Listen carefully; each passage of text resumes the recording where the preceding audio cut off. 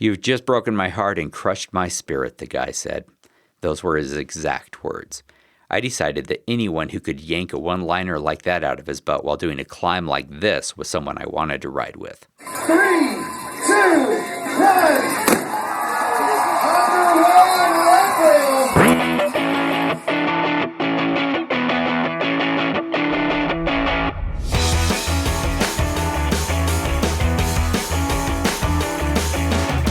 Leadville, the podcast for the 100-mile mountain bike race. Hadi here along with Fatty, bringing you the show that answers your questions, gives you training tips, details the course, and tells you the stories about the highest and hardest one-day mountain bike race in America. What is it? The Leadville Trail 100 mountain bike race. This episode brought to you by Shimano XT-Di2. Anyone who poo-poos electronic shifting has not tried XT-Di2 on a mountain bike. You get the fastest, easiest, most perfect shifts every time and under practically any load. Like we said, shifting is easy, which means you will shift often, which means you're going to be in the gear you need. And believe me, 6 hours into the Leadville 100, having something, anything, be easy, fast, and simple is a big deal. Fatty and his wife Lisa have 33 finishes between them, and this year they are both riding Leadville with Shimano XT-Di2, so that really tells you something in and of itself. Learn more about our sponsor, Shimano Di2, and all XT components at ride.shimano.com. If you subscribe to our show on Apple Podcasts, and we hope you will, you'll notice that along with our weekly Season 1 show, we are releasing a half dozen Season 0 shows. They're coming out binge style all at once here. Now, unlike our regular show, these Season 0 shows are one-topic Leadville race stories. They're Fatty recounting some of his favorite races out of the 21 times he has started the Leadville Trail 100. Like me, why don't you just listen to one for inspiration, or listen to them all at once when you're on a long ride. That's a cool way to do it. Like most people, the first time Fatty rode the Leadville 100, he just wanted to finish. And like most people, after that, he wanted more. Time after time, he chased a sub-9-hour finish, and time after time, he missed. Until his 15th year of racing the Leadville 100. This is Fatty's story of the year everything finally came together. Take it away, Fatty.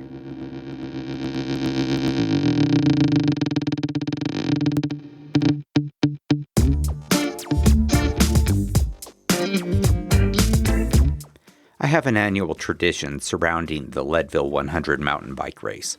Specifically, I go and do the race, and then I write a race report describing all the things I did wrong and plan to do better the following year. This year's report, finally, is going to be a little bit different. This year, for the first time ever, instead of talking about lessons learned via don't do what I did, I can describe a number of things I did right. How refreshing. First, I want to describe how I trained, partly because it worked, but mostly because I think an enormous amount of credit goes for how the day goes to the hammer. We both trained by riding together. It was as easy as that. By riding with her, I stopped treating every ride like it was a race. By riding with me, she discovered that if she tried to keep up, she could. And dates and weekend getaways were generally in the form of long rides together. I'd get my intensity in by going out on a solo ride about once a week, and riding all out for 90 minutes or so. Plus, and I hate to admit this, I think that adding variety in the form of running has made me stronger. Finally, being light helped. The egg white and avocado diet worked and continues to work for both the hammer and me.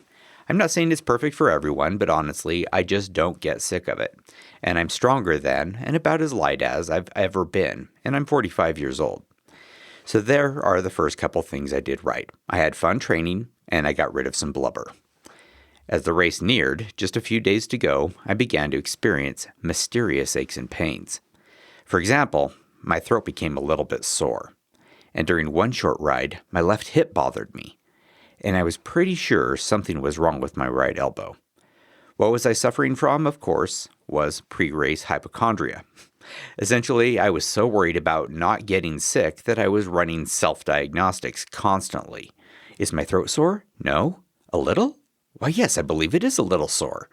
And fixating on the tiniest aches that I would normally not even notice were there, and giving them ridiculous amounts of attention to these imagined maladies. Why do I tell you this? In hopes that you will say, don't worry, Fatty, I do the exact same thing. Because if we all do it, then I'm no crazier than anyone else. Which is a lot like being not crazy at all. The morning of the race, I was nervous. In fact, I was more nervous than usual, if that's possible. After all, in addition to the normal self-imposed pressure, this time there was a bike on the line. If I finished this race in under 9 hours, I'd get to keep this bike I'd fallen in love with, the Specialized S-Works Stump Jumper 29er. Plus, there was a little problem. I honestly didn't know whether I could do it. I mean, I could tell that the Hammer had been riding increasingly strong this season. I knew she'd do great and probably finish in under 10 hours. And a few friends I'd ridden with had told me that I was riding strong. But I didn't have evidence that I was fast. I just felt like, well, me. And traditionally being me isn't the best way to have a fast race. So I kept wondering to myself, am I fast without realizing it? Or are all these people thinking I'm fast because they believe all the boasting I'd been doing on my blog? I made a note to myself to be more self-deprecating more often. There was one really good change at the starting line, a corral system. Instead of everyone just jamming themselves up front, racers' plates were color-coded according to their best finish time during the past 3 years. Since last year I had finished with a 9:17, I was put a couple groups back, with the other people who had finished between 9 and 10 hours. I expect the only people who weren't happy with this system were racers who had high hopes for a fast race, but were there for the first time, and were therefore required to start in the very back corral. I thought back to my first Leadville, where there were about 400 of us lining up. There were 4 times as many of us at the starting line now. Amazing. Anyway, I got myself into about the 4th row in my corral about half an hour before the race started, then stood around with my fellow sub-10ers. Out loud, I posited the question, is there any one of us in this area who is not shooting for a sub-9 today? Everyone shook their heads no. I was with the right group. With 15 minutes to go, I pulled a Cocoa Pistachio Pro Bar out of my jersey pocket and ate it. I planned to eat around 300 calories per hour, and I knew I wouldn't have much of a chance to eat during the first, very crowded hour on my bike. The gun went off and I clipped in, punching the start button on my bike computer as I crossed the starting line. I managed to not get passed by too many people during the paved descent at the beginning. I knew that practically every person who went by me in this section would be a person I'd have to spend energy passing in the St. Kevin's climb. To my amazement, by working a little to stay further forward, my descent on this section was a lot less frightening than it had ever been before. It was less crowded, with many fewer people juking for position and making risky, meaningless passes. We hit the dirt and it got dusty. Amazingly dusty, as in hard to breathe dusty. I could see where the trail went just by looking ahead in the narrow cloud of dust rising 20 feet into the air. We are all going to have very gritty teeth by the end of this day, I remarked to anybody who happened to be listening, which probably was nobody. While corrals helped get racers into some semblance of where they belonged at the beginning of the race, the first real sorting of the day happened on St. Kevin's. This is about a 3-mile climb. I've never checked the mileage, and, depending on my fitness, is either a middle or small ring climb. Also, thanks to lots of erosion and ruts, St. Kevin's is normally a real bottleneck. This year, though, the Jeep Road had been graded, making it possible for many more people to ride and pass alongside each other. I climbed this mostly in my big ring this year. Now, since the Stumpy is set up 2x10, saying big ring isn't quite as meaningful as if it were a really big ring, like on a traditional 3x8 setup. Still, all the way up I was wondering if I was pushing too hard too soon. But I didn't feel like I was going too hard. I was breathing relatively easy, and my legs weren't burning. As I climbed, I kept looking around at the race plates around me, all of which had been color-coded for their start corrals. Bronze plates were reserved for the elite racers, who started up near the front. Red plates were for the second group, the racers who could claim a sub-9 in the past year. Blue was for my group, the folks who had finished faster than 10 hours at least once during the past 3 years. At first, I saw mostly blue plates. As I got higher, I saw an increasing number of red plates. And then, by the time I dropped down the paved St. Kevin section, I was starting to see bronze plates here and there. It doesn't mean anything, I told myself. I knew my pattern. Go fast at the beginning, blow up toward the middle, limp to the finish line at the end. But an hour into the race, I did the next important right thing. I started a pattern of eating throughout the race, whether I was hungry or not, whether I wanted to or not, whether it was convenient or not. I got out a honey stinger waffle, one of 3 I had pre-opened for eating during the first 40 of the race, and wolfed it down. Then, half an hour later, I had another. You know what? It's a lot easier to eat energy food when you like the way it tastes. I got to the bottom of the St. Kevin's descent safe and sound, sitting upright and not worrying about the people passing me. I knew the crowding issue was behind me, and I wasn't racing these people anyway. I was racing a clock. I went up Sugarloaf feeling good, not even really feeling like it was much of a climb, in spite of the fact that it's more than 1,000 feet of climbing in about 4 miles. I was feeling good and liking the fact that more and more there were red and bronze number plates surrounding me. I just had to remember not to do something dumb, like go too hard or crash. Remembering the lesson I learned, and that the IT guy probably wishes he would have learned last week at the Alpine Days race, I took it easy down what is the most technical descent of the whole race, the power line. Some people passed me, but the truth is, fewer people passed me than usual. Part of it is probably the fact that last year a guy got crashed to within an inch of his life on this section. And part of it is the fact that I was just feeling good riding the S-Works Stump Jumper 29er. I forget that I'm even on a bike sometimes, like it knows what I want to do, where I want to go and how, and it just does it for me. Still, I always get a sense of relief when I get to the bottom of the power line. Once again, I made it without crashing or flatting. Now for the flat section leading up to and beyond the first aid station. Everyone knows you should catch a group on this flat section. It's a great way to get some fast miles without burning a lot of energy. My problem was there was no group close ahead of me and no group close behind me, so I went out on my own. I caught my friend Kenny and laughingly told him to grab on. We both knew that there was no way to do that when he was on a single speed. I hit the first aid station, 1 hour, 56 minutes, 4 minutes faster than my hoped-for time. I couldn't help but wonder, is this the year I'm going to finally do it? Then I reminded myself, a lot of things could go wrong between now and then. And in fact, I thought maybe something had already gone wrong. Perhaps I was running too hot. Maybe I was about to self-destruct. But I didn't feel like I was overdoing it. I was constantly running self-diagnostics. How do my legs feel? Fine. How do my lungs feel? Fine. Am I hungry? No. Have I eaten recently? Yes. Am I thirsty? No. And I felt good. I opened a pack of Honey Stinger Energy Chews and kept going. No reason to stop at the first aid station. The 15 miles between the Pipeline Aid Station and the Twin Lakes Aid Station is what most people think of as the flat section. The thing is, though, the flat section isn't flat. It's just not. But at least the climbs aren't monumental, and the descents are gradual enough that you can really open it up. And with gears, I was able to really open it up. 15 miles in 45 minutes. By the way, this section contains the only single track in the whole course. I pulled into the Twin Lakes aid station at 2 hours, 35 minutes. Not the official aid station, but where my crew, my nieces Lindsay and Casey, were, 10 minutes ahead of schedule. My nieces took great care of me, swapping out my bottles and food, pulling off my arm warmers, and cleaning my glasses in the time it took me to slug down a single-serving container of chicken and stars soup. The easy part of the race was over. Time for the Columbine Mine climb. Last year, my best section of the race was, without question, the Columbine climb. I did this section in 1 hour, 31 minutes.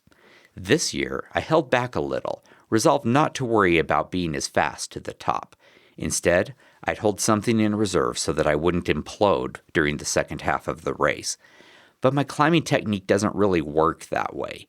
I've been climbing with a single speed long enough that I can't help but get into a standing position for hard, sustained climbs.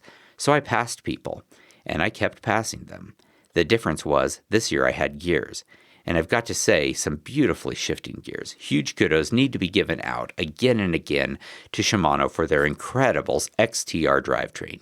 It worked flawlessly under any effort the entire ride. I tell you, Shimano is the Acura of cycling components. And that's coming from a guy who loves Acura. Anyway, I rode at a pace I thought would leave something in the tank. More importantly, I did something that was, quite possibly, the smartest thing I've ever done during all my years of racing. I ate. I didn't want to eat. On this section, I never want to eat. Food sounds awful. But I ate. Every half hour, a Goo Roctane energy gel. It was the best I could do, and it was enough. Instead of feeling empty as I neared the turnaround, I reached it feeling strong and ready to keep going. I hit the Columbine Mine turnaround at 4 hours, 12 minutes. While I was trying to hold back a little during the climb, I had just done it a minute faster than last year. By my rule of thumb math, that my finish time is always close to exactly double my turnaround time, I was headed for an 8 hours, 24-minute finish. If I didn't crash, if I could avoid bonking, if I didn't have a mechanical. I asked for cantaloupe. They had none. My head spun around a couple of times and then said a couple of orange wedges would have to do, and they did just fine. My favorite part of the Columbine Mine section of the ride, both the way up and the way down, is that I can look for friends and family. Just a few minutes into the descent, I saw my friend Kenny. "Kenny!" I yelled, which is about as smart as I get when I'm at that altitude. "Tell Heather my bike's busted and I need tools," Kenny yelled back, which wasn't as friendly a greeting as I had hoped for. But what it lacked in encouragement, it more than made up for in information density. It also posed a little bit of a problem. See, we had agreed before the race that in the unlikely event that I was faster than Kenny to the Twin Lakes Dam aid station on the way back down from Columbine, Heather would leave food behind for Kenny and would rush to the pipeline aid station in order to help me. Except now, Kenny needed Heather to stay behind. Brilliantly, on the way down, I conceived a new plan. I would ask my crew to give me a bunch of extra food to stuff into my jersey, and then they wouldn't need to crew for me at the final aid station. I'd be all set. It is awesome being so smart, I can assure you. On the descent down Columbine, I followed my take it easy rule, and as a result, some guys who were slower than me on the climbs had to either bear with me on the descent or take their chances. By the time I hit the second half of the descent, everyone who wanted by had gotten by. I kept looking for the hammer. I didn't see her. Then, as I was watching a tricky line, I heard her call out my name. I yelled her name back, which would be the sole interaction we had for the entirety of the race. The Leadville 100 is no time for jibber-jabber. I rolled into the Twin Lakes aid station for the second time. Now I was 4 hours and 50 minutes into the race. I was beginning to believe it. As long as something didn't go horribly, terribly wrong, I was going to finish the Leadville 100 in under 9 hours. I told Heather about Kenny's quandary, and on the spot, everyone made a new plan, which I did not pay any attention to because I was way too busy drinking chicken and Star's soup. Seriously, if you've ever been in an endurance race, have some very salty soup during a checkpoint. The salt, both the taste and the sodium, will taste like a little ladle full of heaven. As I left, they let me know someone would meet me at the pipeline aid station. I took along plenty of food just in case I got there before them. This happens to racers in the Leadville 100 very often. Now for the 15 miles 60 to 75 from Twin Lakes to the pipeline aid station. I usually have a horrible time on this stretch. It's where my reluctance to eat during the Columbine climb comes and bites me in the butt. This time, though, my self-disciplined approach to eating now paid dividends. I still had energy. I tried, in fact, to form trains twice on this section. Both times, I rode my passengers off my wheel. So I kept eating. Every half hour, about 160 calories or so. And I never got sick. I never bonked. By never getting even a little bit behind on my eating, I never got to the point where it was difficult or impossible to catch up on my eating. Imagine that. If you do what you've always known is the right thing to do, even when it doesn't sound good, you don't bonk or even fade. You can, essentially, have a perfect race day. At least one time in your life, anyways. I got to the pipeline aid station. 5 hours, 50 minutes had gone by. I took a moment, which makes it sound like I pulled over, sat down, and put my chin in my hands and stared at the sky. But actually, I just thought while I was pedaling, to think about the fact that I had always hoped to someday get to this final aid station 6 hours into the race. And here I was with 10 minutes of cushion. It was all coming together. Now I just needed to not crash during the next 15 miles or so, or discombobulate, or have a mechanical. Nobody was at the aid station. No big deal. I had expected this. I just rolled on through. At this point, the flat section between the pipeline and the power line climb, a couple of guys caught my wheel. I pulled them back for a while, then a tall guy took a turn, riding me off the back wheel. That's okay, I thought. We were pretty much to the power line, at which point pacelines become meaningless as your world becomes a bottomless well of pain. Just before the big power line climb, the hardest 3.3 miles I know of, the crux of the whole race, my niece Lindsay and Heather met me at the side of the trail. We swapped bottles, and I took off, no longer having to worry about running out of water for the rest of the race. Spectators, realizing this is the hardest part of the race, the part of the race the rest of the race softens you up for, had situated themselves along the climb to cheer riders on in a couple of places, do a little more. For example, during the nasty hike-a-bike section that starts this climb, people alongside the trail offer cups of Coke and water. I was so grateful. The day had become hot, that I got a little choked up thanking them. I drank some Coke and asked them to pour the water over my head. A mile later, a man had rigged a contraption onto his back that allowed him to run alongside racers and spray us with a fine mist of water. Heaven. Pure heaven. I caught up with a guy who had pulled so strongly I snapped off the end of the train. He asked when the race would turn downhill permanently. Never, I replied truthfully between ragged breaths.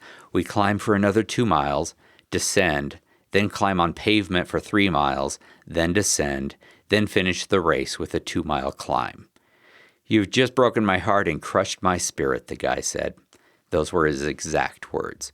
I decided that anyone who could yank a one-liner like that out of his butt while doing a climb like this was someone I wanted to ride with. We rode together, him behind me, and he explained he had joined the race specifically to help former Leadville Trail 100 champ Bryson Perry, who had hopes for a high-placing finish. But the effort of hanging with the fast guys for the part of the race had been too much, and he had had a bad day. Something nagged at me as he talked. I recognized his voice, but I couldn't place it. Your bad day is my best day ever, I said. I've never been this fast before. Bryson's a great guy, though, I said. Really likable. I'm really likable, too, the guy said. Yeah, you are. I like you, for example, I affirmed. What's your name, he asked. A lot of people call me Fatty. I'm Tyson. Good to meet you, Tyson, I said. We got to the top of the power line, and Tyson rode on, much faster than I was on the downhill. Only then did I realize why I recognized his voice. I just hauled Tyson Apostle of Survivor fame up the power line. Just imagine how excited he'd be when he discovered that he rode with a beloved, award-winning internet cycling celebrity. I hope he doesn't bother me too often with autograph requests. I dropped down Sugarloaf, then started the St. Kevin's Road climb. At the bottom of this climb, my friend Bry's wife and their kids were running alongside racers, pouring water onto their backs. So wonderful. I knew that when I got to the top of this climb, I'd have about 1 hour left till I reached the finish line. I got there at 7:30. Was it really possible? Was I about to do this race not only in under 9 hours, but half an hour faster than 9 hours? You're not there yet, I reminded myself, speaking aloud, just to make sure I listened. Still, traditionally, when I reach this 90-mile aid station, I'm just about 1 hour from the finish line. Ahead of me, I had a little bit of climbing, a good-sized descent, and then 2 or so final miles of climbing before I got to the finish. I couldn't avoid the truth any longer. In the absence of a crash or a monster mechanical, I was going to finish this race in under 9 hours. In fact, it was starting to look like I was going to get to the finish line in 8 hours and 30 minutes. I got down St. Kevin's, the last descent of the day, without trouble. People had talked about how this Jeep road had been graded recently, but it didn't feel much different to me going up earlier in the day, nor descending at the end of the race. The ruts were gone. That was the only real change. As I finished the descent, a woman I remembered passing earlier in the day, remembered her because she was wearing a Honey Stinger jersey, and I had yelled, "Honey Stinger rules!" at her, caught up with me. Sorry, Anderson, champion endurance athlete and mom. I'm so frustrated, she said. I crashed yesterday, and now I'm having a really bad day on the bike. Why do people keep telling me as they ride alongside me, easily matching my speed on my best ever by a huge margin day, that my absolute cycling apex is their worst day on a bike ever? Don't these people know how fragile my ego is? We stayed together, riding and talking as we approached the boulevard, the 2 or so mile wide dirt road climb that blindsides pretty much everyone the first time they race the Leadville 100.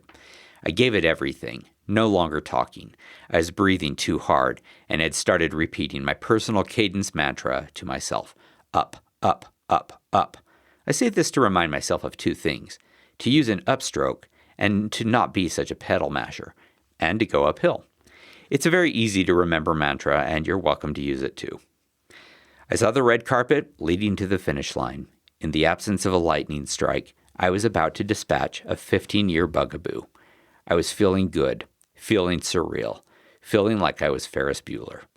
I crossed the line in 8 hours, 18 minutes, 1 second, well ahead of that 9-hour hobgoblin that had been living under my bed for the past 15 years.